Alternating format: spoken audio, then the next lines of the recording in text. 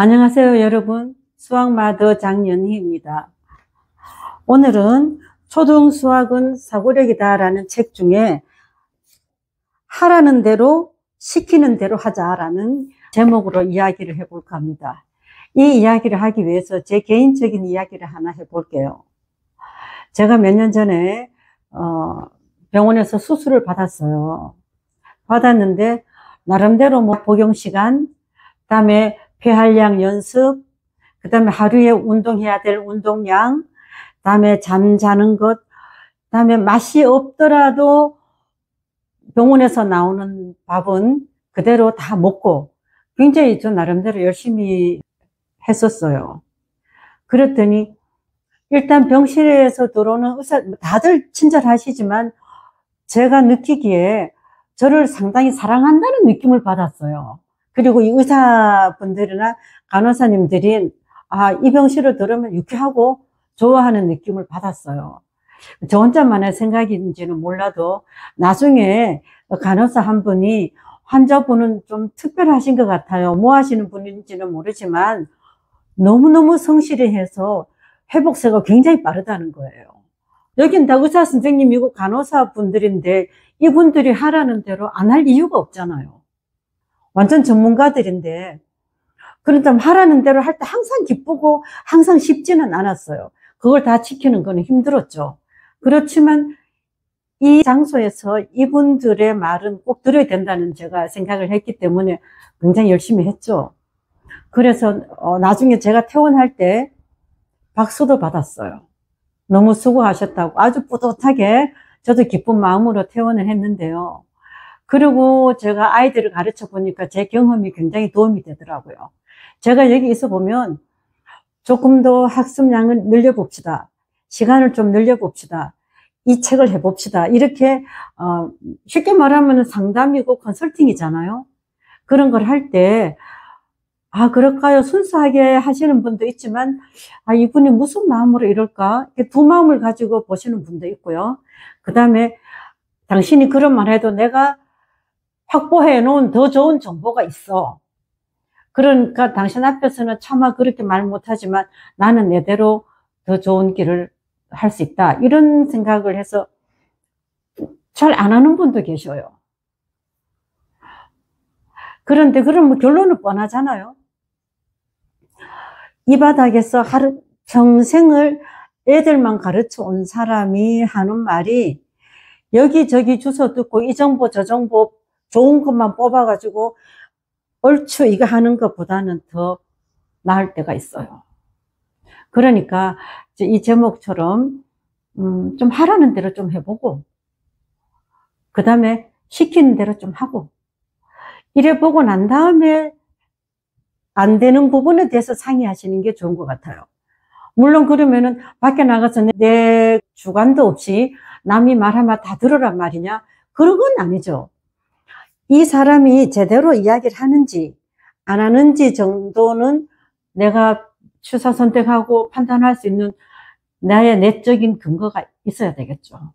그럼 그런 근거는 어디서 생기냐? 남의 말을 많이 듣는 것보다 스스로 삶에 대해서 사색을 한다든지 정말 수학 교육에 대해서 스스로 한번 연구해 본다든지 그런 것들이 좀 있어야 되겠더라고요. 제가 옛날에 정말 젊은 엄마 한 분이 있었는데요. 애가 한마디로 말해서 엉망진창이었어요.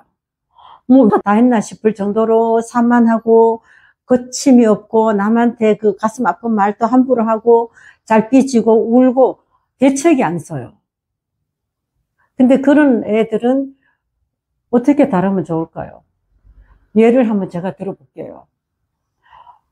애들이 이제 교실에서 놀다가 너 이제 집에 갈 시간이 됐다 했더니 치워주도 않고 한바탕 어질러 놓고는 집에 가는 거예요. 그래서 야 이거 네가 놀다 하니까 네가 치워라. 그러니까 얘가 하는 말이 이게 왜 여기 있냐 이거지. 나는 여기 있었기 때문에 내가 놀아서 나는 이걸 치울 필요가 없다. 그래 내가 누가 치워? 그랬더니 그거는 알 바 아니다 이거죠. 그리고 단지 이유는 이 많은 나무 토막들이 여기 너무 많이 있었기 때문에 이게 문제였다 이거죠. 그래서 제가 여기는 내가 운영하는 곳이야. 거기 갖다 놓는 거는 내 마음이야. 그건 이유가 될 수가 없지. 치워라. 그랬을 때 애가 울 줄 알았어요. 그리고 또 엄마도 화를 낼 줄 알았는데, 이제 엄마는 애를 데리고 가려고 바깥에 서 있는데, 그 엄마도 애도 그걸 알아듣더라니까요. 그러고는 둘이서 그걸 딱 치워놓고 가더라고요. 그래서 제가, 아유, 우리는 이렇게 합니다. 내가 이렇게 말했더니 엄마가, 소장님, 제가 깜짝 놀랐다고, 자기 아들이 그렇게 말하면 듣는 애가 아니래요. 울거나 불거나 막 소리치거나 이럴 텐데 깜짝 놀랐다는 거예요, 자기도. 그렇다고 해서 언성을 높이거나 하지도 않았고, 여기는 내 장소이고 그 물건 두는 거는 내 마음이니까 네가 그걸 이유를 들 수가 없다. 이렇게 말했을 따르면 애가 듣는 걸 보고, 그럼 자기는 집에 가서 뭘 했으면 좋겠냐고 물어요. 엄마가 이제 아들을 잘 키우고 싶은 거죠. 저도 순간적으로 엄마한테 이야기 들었기 때문에 이 엄마한테 뭘 하라 그러겠어요. 저도 하도 할 말이 없어서 시를 좀 읽으세요. 그랬던 기억이 나네요. 그런데 놀랍게도 그 엄마가 내가 그냥 수학 가르치던 사람이 시를 좀 읽으세요 하는 말을 알아듣더라고요. 그러면서 이제 꾸준히 어떻게 보면 삶에 대한 사색이죠. 안목.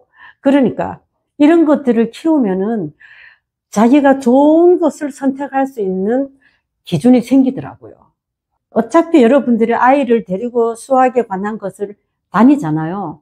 그렇다면은 어차피 선택은 엄마가 해야 되는데, 이 선택하는 기준이 내 내면에서 우러나오지 않고 맨날 어느 엄마가 좋다더라 그것만 쫓아다니면 나중에 선택 못해요.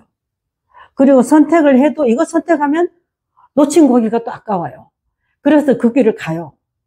그럼 이걸 하면은 전번 고기가 더 커 보여 또 왔다 갔다 하는 거죠. 이럴 때 골병 드는 것은 애죠. 그러니까 제가 이렇게 수학 교육을 오래 가르치고는 있지만, 애들이 수학을 공부하는 것도 굉장히 중요하지만 엄마들이 삶에 대한 자세, 자기의 자유 능력 이런 것들도 동시에 올라가야지만 그토록 바라는 수학 교육을 잘하더라 이 소리입니다. 그러니까 시키는 대로 하세요. 하지만 시키는 대로 말을 들어야 되는 사람인지 아닌지를 선택하는 것은 본인의 능력이에요. 그러니까 엄마의 내공도 키우시고, 그 다음에 거기에 따라서 잘 하다 보면 아이들의 실력은 올라가는 거죠. 그래서 오늘은 시키는 대로 하되 그것을 어떻게 선택하느냐는 엄마의 몫이다라는 것까지 이야기해 보았습니다. 감사합니다.